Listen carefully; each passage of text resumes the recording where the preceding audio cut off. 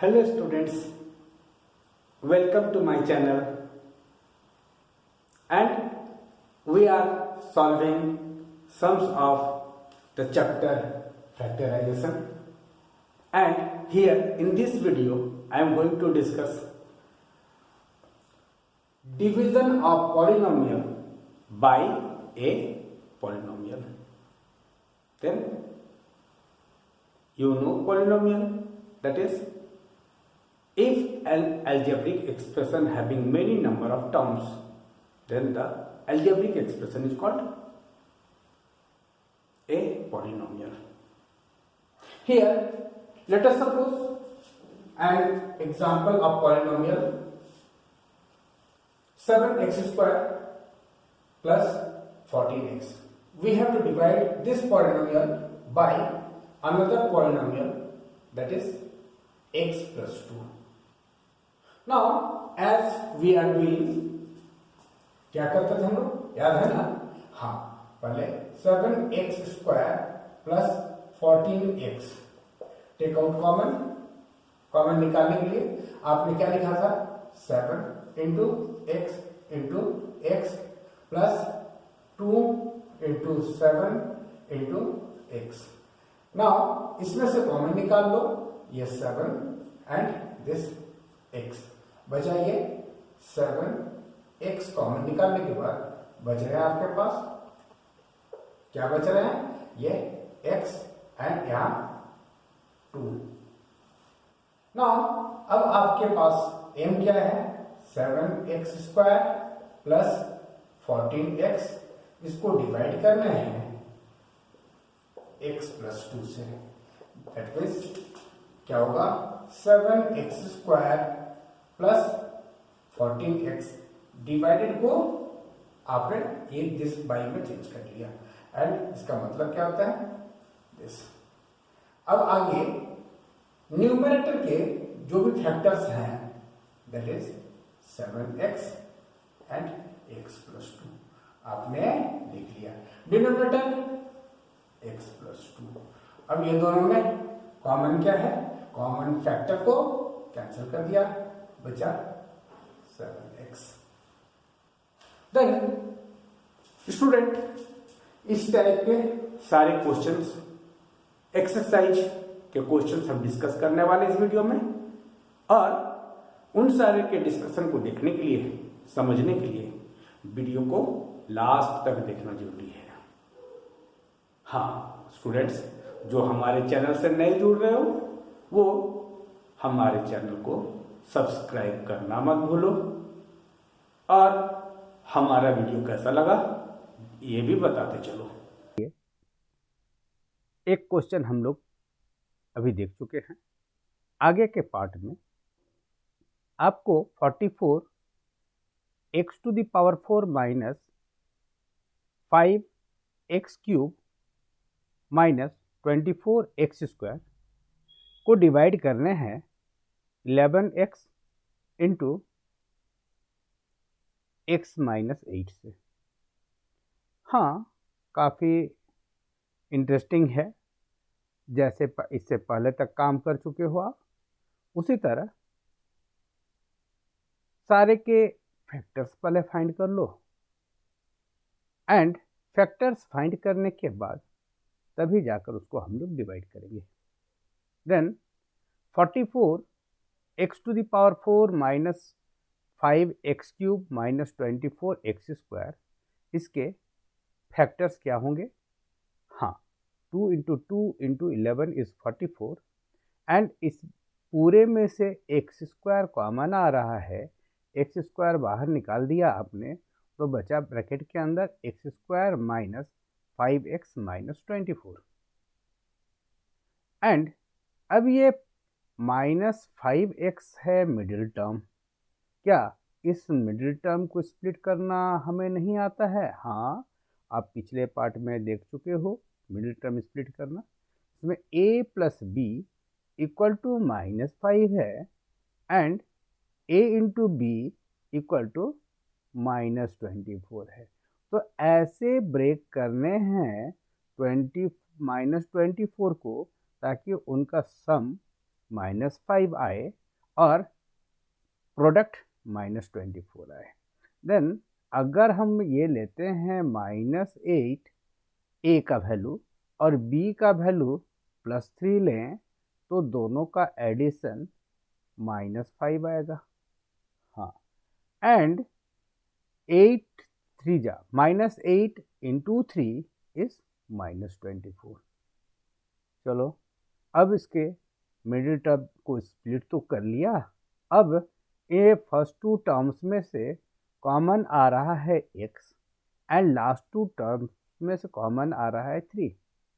अब ये देखो x -8 दोनों में टर्म में से कॉमन आ रहा है, तो यानी फाइनली आपके फैक्टर्स क्या हुए, 2 into 2 into 11 into x square into x -3 into x into x -8 and denominator तो आपके फैक्टर्स मालूम है डिनोमिनेटर के, 11 इंटू एक्स -8।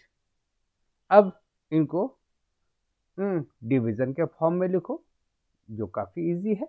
अब इसमें से देखो आप न्यूमरेटर एंड डिनोमिनेटर में जो कॉमन फैक्टर्स हैं उनको कैंसिल कर सकते हो।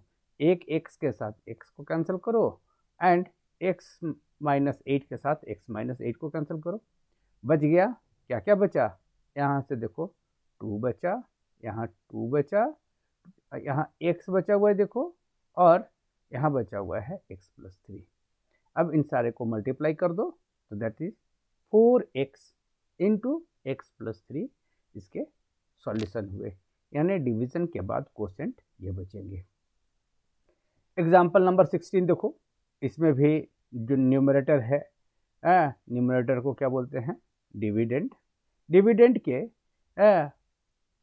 फैक्टर्स क्या क्या होंगे, इसमें भी जो है आप निकालो फैक्टर। तो देखो एक पहले आया z इंटू 5 और दूसरा फैक्टर क्या होगा z² -16 एंड z² -16, क्या इसको आप बोल सकते हो z² -4² एंड z² -4² लिखने पर वो क्या आ गया a² -b² के फॉर्मूले पर, that is a + b into a - b factors होंगे।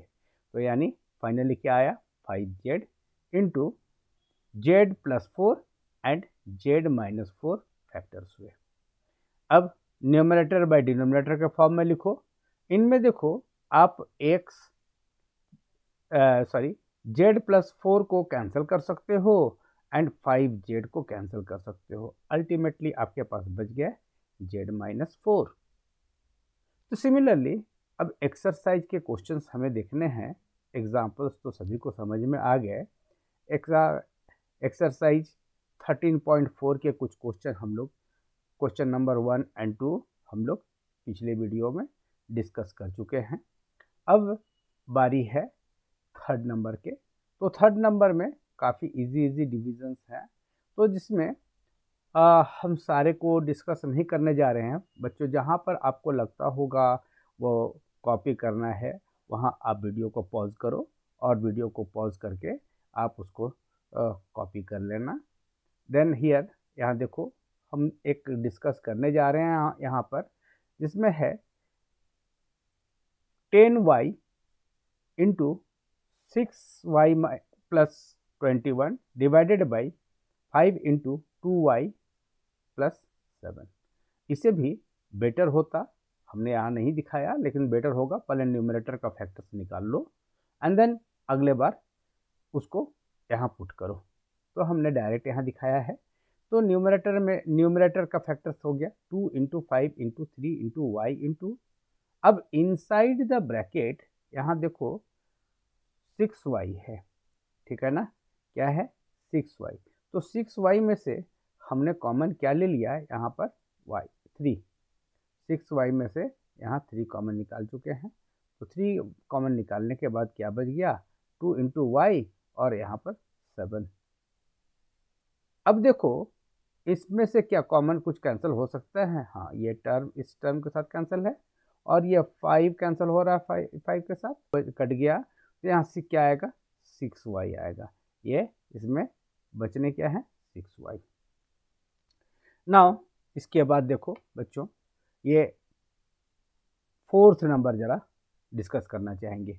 तो फोर्थ नंबर के लिए न्यूमरेटर में है 9x² into 3z-24 divided by 27 xy and z-8। तो इसके फाइनल फैक्टर्स क्या क्या निकले, 3 into 3 into X into y into Y और inside the bracket 3 into Z. And इस 24 के लिए क्या लिखोगे आप, 2 इंटू 2 इंटू 2 इंटू 3, 2 टू ज़ 4 टू ज़ 8 3 ज़ 24। अब इसमें से फिर से आप कॉमन निकालो। कॉमन निकालने पर आपको मिलेगा यहाँ पे 2, ये देखो यहाँ से कैंसिल करेंगे, ये 3 इंटू 3 इंटू 3 है, नीचे भी 3 इंटू 3 इंटू 3 है, इसको कैंसिल कर दिया, ये कैंसिल हो गया। एंड ये एक x के साथ दूसरा x कैंसिल हुआ, ये y के साथ ये y कैंसिल हुआ। एंड यहाँ देखो 2 टू ज़ 4 टू ज़ 8 है, तो z-8 है एंड z-8 कैंसिल किया, तो बचा xy।